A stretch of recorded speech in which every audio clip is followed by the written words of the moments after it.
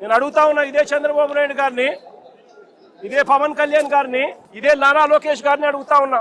మీరు తిట్టే తిట్టులకు ఎటువంటి రియాక్షన్ అవసరం లేదు. మీ మీద ఎటువంటి అటాక్ లేకుండానే మీరు రొటీన్ గానే తిరుగుతా ఉన్నారు. ఈ మాదిరిగా ఇదేమి కొత్తగా జరిగేదేమీ కాదు.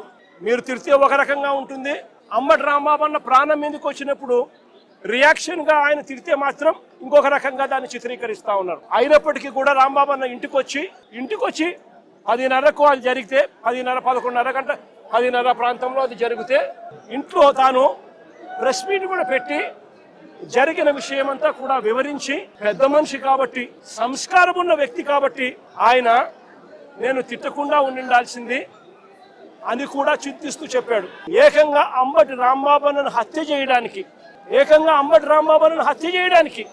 ఏకంగా సాయంత్రం 5 గంటల నుంచి రాత్రి 1 గంట దాకా సాక్షాత్తు ఈవిడ ఎమ్మెల్యే గల్లా మాధవి ఇక్కడ మనుషులను వేసుకొని వచ్చి ఈవిడ ఆధ్వర్యంలోనే రాంబాబు అన్న ఇంట్లో దాడి, 5 కార్ల ధ్వంసం, అద్దాలు ఇంట్లో ఇరిగిపోయినాయి, సామాన్లు ఇంట్లో ఇరిగిపోయినాయి, పక్కనున్న ఆఫీసులో మొత్తం అన్ని పగలు కొట్టేసినారు.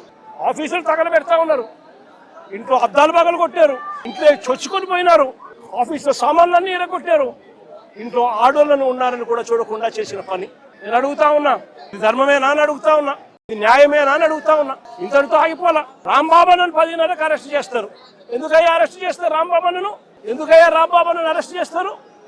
చంద్రబాబు నాయుడు గారిని తిట్టాడట. చంద్రబాబు నాయుడు గారిని తిట్టినందుకు అరెస్ట్ చేస్తారట.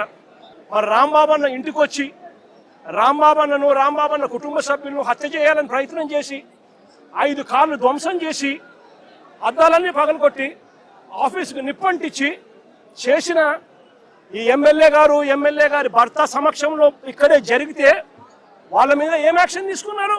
ఆ ప్రశ్నించిన వాళ్ళ మీద, సోషల్ మీడియా యాక్టివిస్టుల మీద, ప్రశ్నించే వాళ్ళ మీద కేసులు పెట్టి జైలుకు పంపుతా ఉన్నాడు. అబద్ధాలు చెప్పేది ఆయనే, మోసం చేసేది ఆయనే. ఆ తర్వాత ఆయన ఎవరైనా ప్రశ్నిస్తే వాళ్ళ మీద అక్రమ కేసులు పెట్టి అక్రమ సాక్ష్యాలు క్రియేట్ చేసి వాళ్ళను జైలుకు పంపించి చివరికి సోషల్ మీడియా పిల్లలని కూడా చూడకుండా చంద్రబాబు నాయుడు గారిని ప్రశ్నిస్తున్నారని చెప్పి ఏకంగా వాళ్ళ మీద గంజాయి కేసులు పెట్టి వాళ్ళ కెరీర్ను సైతం నాశనం చేస్తా ఉన్న వ్యక్తి ఈ చంద్రబాబు నాయుడు గారు కాదా అని అడుగుతా ఉన్నా.